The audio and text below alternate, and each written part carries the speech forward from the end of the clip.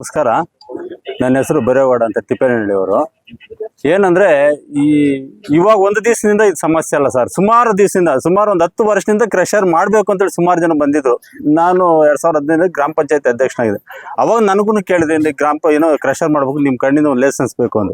ನಾವು ಅವತ್ತಿನ ನಾವು ಏನು ಮಾಡಿದ್ರೆ, ಅದಕ್ಕೆ ಮುಂಚೆ ಒಂದು 5 ವರ್ಷಕ್ಕಿಂತನೇ ರೆಜುಲೇಷನ್ ಮಾಡಿಸಿದ್ರಿ. ಏನೋ ನಮ್ಮ ಊರಿನವರ ಅಧ್ಯಕ್ಷರಾಗಿದ್ರು.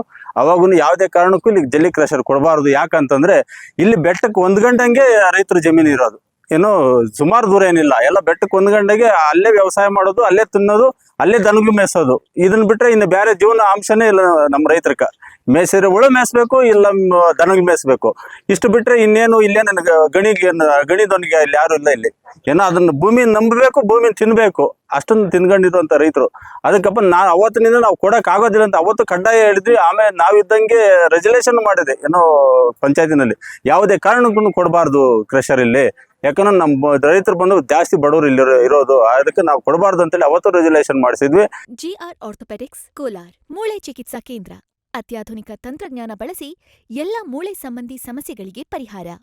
ಜಾಯಿಂಟ್ ರಿಪ್ಲೇಸ್ಮೆಂಟ್, ಸ್ಪೋರ್ಟ್ಸ್ ಸಂಬಂಧಿ ಸಮಸ್ಯೆಗಳು, ಮೂಳೆ ಮುರಿತ, ಸ್ಪೈನ್ ಶಸ್ತ್ರಚಿಕಿತ್ಸೆಗಾಗಿ ನುರಿತ ಮೂಳೆ ತಜ್ಞರನ್ನು ಸಂಪರ್ಕಿಸಲು 7025353255ಕ್ಕೆ ಹಿಂದೆ ಕರೆ ಮಾಡಿ. 17ರಲ್ಲಿನೂ ಒಂದ್ಸರಿ ರೆಜುಲೇಷನ್ ಮಾಡಿತ್ತು. ಮೊನ್ನೆ 25ರಲ್ಲಿನೂ ಒಂದ್ಸರಿ ರೆಜುಲೇಷನ್ ಮಾಡಿಸಿದ್ವಿ. ಏನೋ ಯಾವ್ದೇ ಕಾರಣಕ್ಕೂ ಕೊಡಬಾರ್ದು ಅಂತೇಳಿ ರೆಜುಲೇಷನ್ ಮಾಡಿಸಿದ್ರೆ ಏನಂದ್ರೆ ಸಮಸ್ಯೆ ಇಲ್ಲಿ ಒಂದು ಅರ್ಧ ಕಿಲೋಮೀಟರ್ ಕೂಡ ಆಗಲ್ಲ ಸರ್. 1000 ಜನ ಮಕ್ಕಳು BJS ಸ್ಕೂಲ್ ಐತಿ ಇಲ್ಲಿ. ಏನೋ ಇವರು ಲೈಸೆನ್ಸ್ ಕೊಡ್ತಾರೆ, ಇಲ್ಲಿ ಗಣಿಗಾರಿಕೆ ಮಾಡ್ತಾರೆ, ಅದೇ ಸ್ಕೂಲಿನ ಮುಂದೆ ಹೋಗ್ಬೇಕು. ಮಕ್ಕಳನ್ನ ಯಾರು ಕಾವಲಿದ್ದು ಯಾವತ್ತೂ ನಾವು ಸ್ಕೂಲ್ ಕಳ್ಸಕ್ ಆಗಲ್ಲ. ಇಲ್ಲಿನ ಮಕ್ಕಳೆಲ್ಲ ಅಲ್ಲೇ ನಡ್ಕೊಂಡು ಹೋಗ್ಬೇಕಾದ್ರೆ ಏನೋ ಟಿಪ್ಪರ್ಗೆ ನಿಧಾನವಾಗಿ ಓದ್ತೀವಿ ಅಂತೇನಿಲ್ಲ. ಏನೋ ಓದ್ತಾ ಇರ್ತಾವ ಪಾಡ್ಕವಿ. ಯಾಕಂದ್ರೆ ನಾವು ಸುಮಾರು ಕಡೆ ನಾವು ನೋಡಿದ್ವಿ, ಏನೋ ಮಕ್ಕಳು ಟಿಪ್ಪರ್ಗೆ ಕೆಳಗೆ ಸಿಕ್ಕಿ ಸತ್ತಿರೋದು ನಾವು ನೋಡಿದ್ವಿ. ಆ ಹಿಂಸೆ ನಮ್ಗೆ ಯಾಕೆ ಸ್ವಾಮಿ? ನಿಮ್ ಕ್ರಷರೇ ಇಲ್ಲಿ ಬೇಡ. ಇಲ್ಲಿ ಸುಮಾರು ಲಕ್ಷಕ್ಕೆ ಖರ್ಚು ಮಾಡಿ ಟಮಾಟ ಬೆಳೆದ್ರು.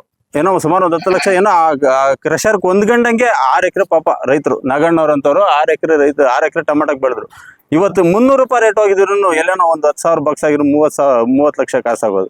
ಇವತ್ತು ಅದು 1 ರೂಪಾಯಿ ಕಾಸಾಗಿಲ್ಲ. ಯಾಕಂದ್ರೆ ಧೂಳು ಬಂದು ಕೂತ್ಕೊಂಡೆ 4 ದಿವಸ ಅವ್ರು ಸ್ಟಾರ್ಟ್ ಮಾಡಿದ್ದು.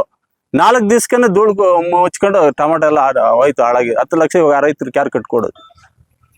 ನಾವು ಅಲ್ಲಿಗೆ 2 ವರ್ಷದಿಂದ ನಾವು ಅರ್ಜಿ ಕೊಟ್ಟರು, ಡಿ ಸಿ ವರ್ಕ್ ಮೈಸೂರ್ಗೆಲ್ಲ ಅರ್ಜಿ ಕೊಟ್ರು. ಅದ್ರ ಬಗ್ಗೆ ಕ್ರಮನೇ ತಗೊಂಡು ಮೊನ್ನೆ ಲೈಸೆನ್ಸ್ ಕೊಟ್ರೆ ನಾವೇನು ಬದುಕಬೇಕಾ ಸಾಯ್ಬೇಕಾ ನೀವೇ ಹೇಳ್ರಿ. ಅದು ಏನನ್ನ ಹೆಚ್ಚು ಕಮ್ಮಿ ಆದ್ರೆ ಹೊಣೆಗಾರರು ನೀವೆಲ್ಲ ಇರ್ತೀರಿ ಅಧಿಕಾರಿಗಳು. ಅಲ್ಲಿಗೆ ನಾವೇನು ಬದುಕೋಷ್ಟೇ ಇಲ್ಲ, ನೀವು ಬದುಕೋಷ್ಟೇ ಇಲ್ಲ ಅಂತ ಹೇಳ್ಬಿಟ್ಟು ನೀವತ್ತ ಅಂದ್ಬಿಟ್ಟು ಅಂದ್ರೆ ಎಲ್ರಿಗೂ ನಾವು ಪಾಲ್ಡಲ್ ಕೊಟ್ಬಿಟ್ಟು ಕುಡಿದ್ಬಿಟ್ಟು ನಿಮ್ಮನ್ನ ಸತ್ತು ಬಿಡ್ತೀರಿ ನಾವು. ಅಷ್ಟೇ ನಮ್ಮ ಆಗ್ರಹ. ಯಾವುದೇ ಕಾರಣಕ್ಕೂ ಇಲ್ಲಿ ಕ್ರಷರ್ ನಡಿಬಾರ್ದು. ನಮ್ಮ ರೈತರನ್ನ ಉಳಿಸ್ಬೇಕಷ್ಟೇ ನೀವು. ಇಲ್ಲ ನಿಮ್ಗೆ ಹಂಗೆ ನಡಿಲೇಬೇಕಂದ್ರೆ ಎಲ್ಲ ಪಾಲ್ಡಲ್ ತಂದು ನೀವೇ ಕೊಟ್ಬಿಟ್ರೆ ನಾವು ಕುಡಿದ್ಬಿಟ್ಟು ಸತ್ತು ಬಿಡ್ತೀವಿ. ನನ್ನ ಮಾತು ಮುಗಿಸ್ತಾ ಇದ್ದೀನಿ.